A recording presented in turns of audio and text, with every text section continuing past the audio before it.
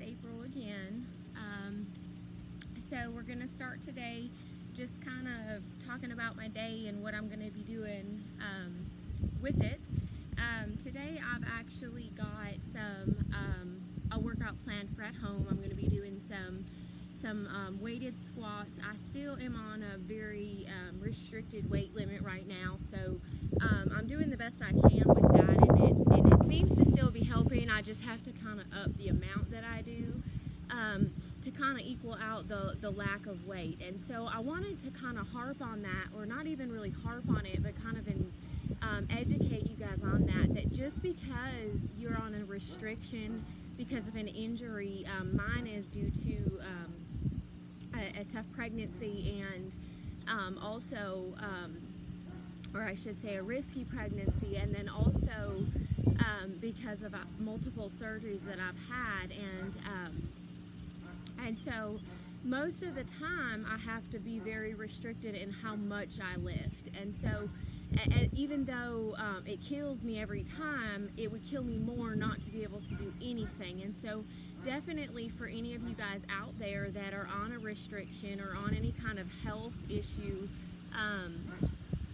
take the time to actually sit down and talk to your providers and see if there's anything that you actually can do. A lot of them will just want you to walk or do body weight, or even maybe 5 pounds, 10 pounds, something like that.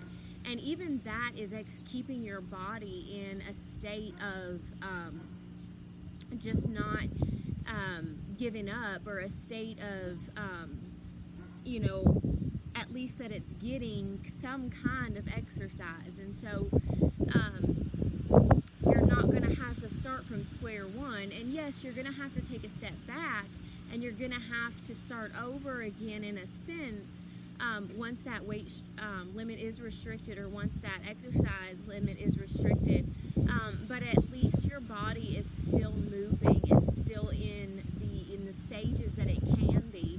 Now, I had two severe abdominal surgeries, and so sit-ups and anything that really messes with my core actually really is not something that I was able to do for a while until about probably a couple weeks ago. He did lift it a little bit and told me that I could do lightweight or body weight. And so I've been doing that, and then last week, or I guess it was Monday, he gave me permission to kind of up it and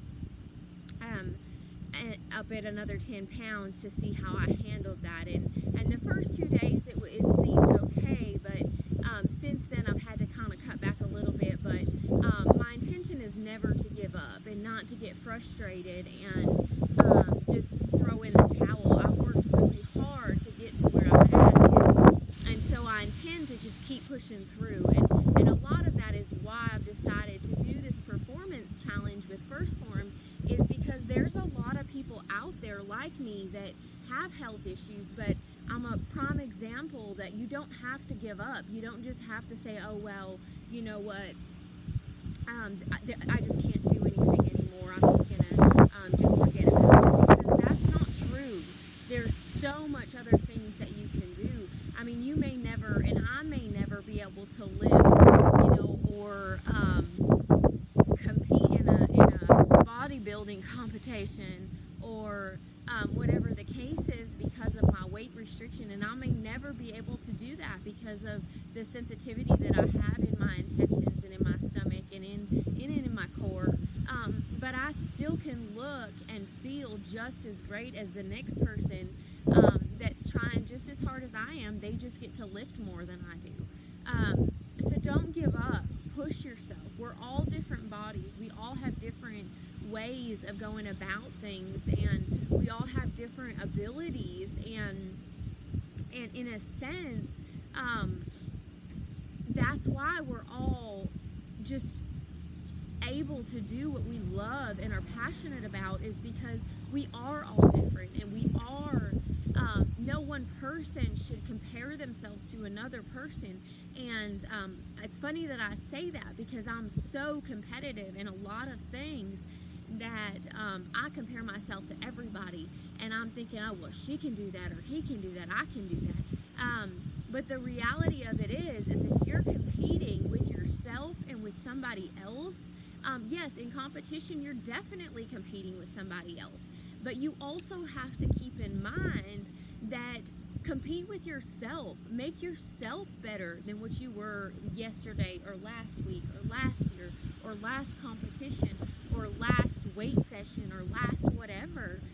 Because the reality of it is who cares what the person next to you can lift, because they may not have the struggles that you have. They may not have the aches, the pains, the diseases, the health conditions that you have, or maybe they do, and the reason that they're doing certain things is because they're trying to get back to where they were. Maybe they're having to start over, and maybe they look like, holy crap, they're way ahead of me, but maybe they've had to work just as hard as you're having to work to get there. So we shouldn't look at each other and just kind of judge ourselves off of on who's better and where you want to be, but look at a role model or a mentor.